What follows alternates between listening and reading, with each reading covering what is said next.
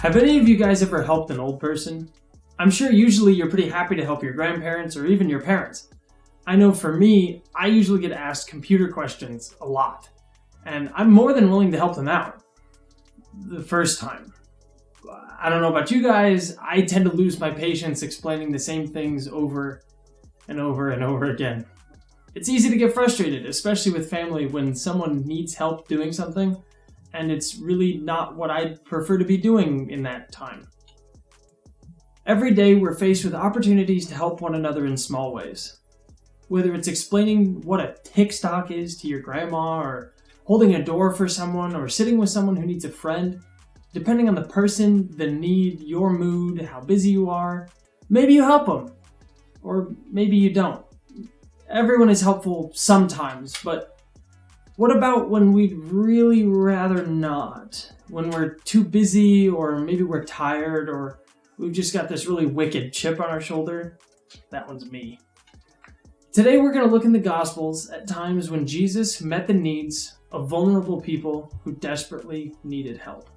In Mark 10, it says, "They came to Jericho. As Jesus and his disciples, together with a large crowd, were leaving the city, a blind man, Bartimaeus, was sitting by the roadside begging. When he heard that it was Jesus of Nazareth, he began to shout, 'Jesus, Son of David, have mercy on me.' Many rebuked him and told him to be quiet. But he shouted all the more, 'Son of David, have mercy on me.' Jesus stopped and said, 'Call him.' So they called to the blind man, 'Cheer up, on your feet, he's calling you.' Throwing his cloak aside, he jumped to his feet and came to Jesus. 'What do you want me to do for you?' Jesus asked him. The blind man said, 'Rabbi, I want to see.' 'Go,' said Jesus, 'your faith has healed you.'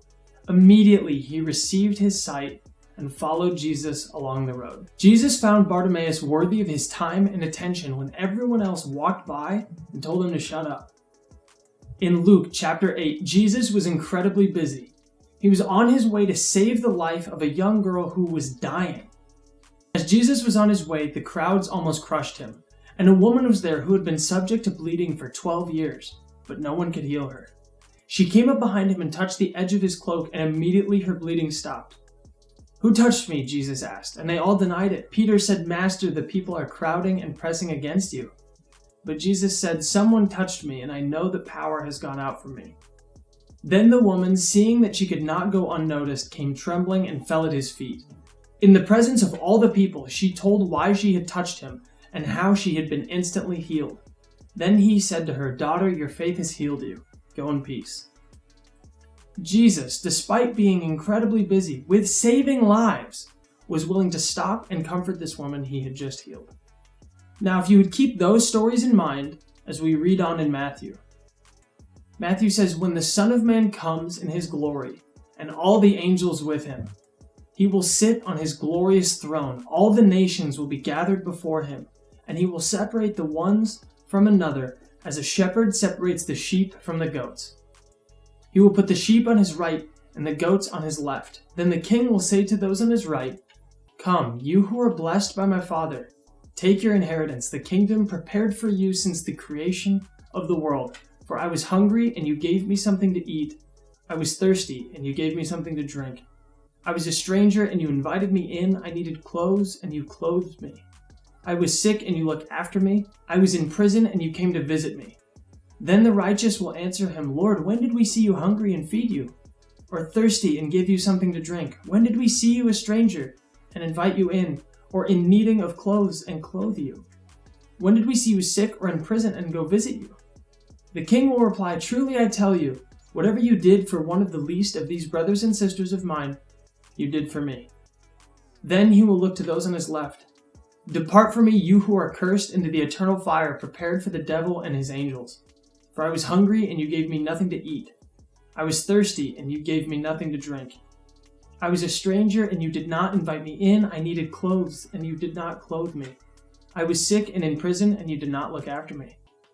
And they will also answer, 'Lord, when did we see you hungry or thirsty or a stranger or needing clothes or sick or in prison? And when did we not help you?'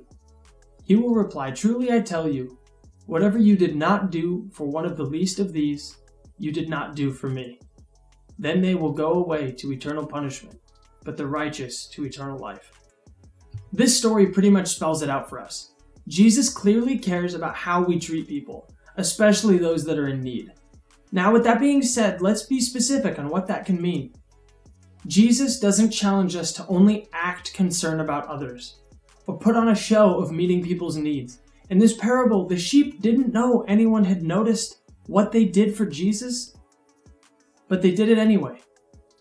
Jesus doesn't only care about what we do, he cares about what's happening inside our hearts and our minds as well. It's not only about loving others. Jesus challenges us to love others well, yes, but he's letting us in on a secret. When we love others by meeting their needs, we're showing our love for Jesus. Every time we care for someone who is vulnerable, it's a gift of love and worship to God. Maybe here, as we've talked about meeting the needs of others, you've thought, well, I can't help anybody, my family doesn't have a lot of money, I don't have a lot to give. But Jesus wasn't talking to only wealthy or important people in these passages. He was talking to ordinary people like you and me. No matter what we have, whether that's time, compassion, money, friendship, our skills, Jesus says we can use it for God's purposes and kingdom when we give sacrificially, passionately, and willingly. Sometimes when we talk about meeting others' needs, we talk as though we're the people with all the power, all the resources, or all the stuff to share, and then the people in need are like a separate group of people. When we think of it this way, it's easy to see someone as if they're less valuable than we are, even while we're serving them. But do you remember the way Jesus spoke to the blind man and the sick woman who needed his help? He treated them not just with compassion, but with respect. He made the crowds pay attention to them. Instead of speaking for them, he asked them to speak for themselves.